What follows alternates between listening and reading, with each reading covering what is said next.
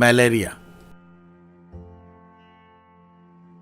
इस बीमारी का सबब प्लाज्मोडियम विवेक्स नामी प्रोटोजोआ है, जो मादा एनाफिलिस मच्छर के जरिए फैलता है।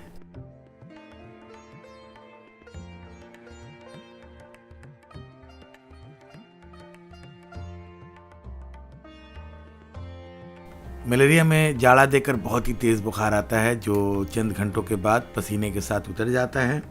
ऐसा हर 48 या 72 घंटों के बाद होता है।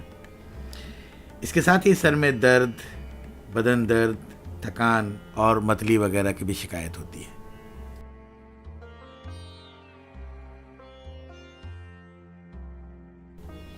ये बीमारी मरीज के आरबीसी को बुरी तरह बर्बाद कर देती है।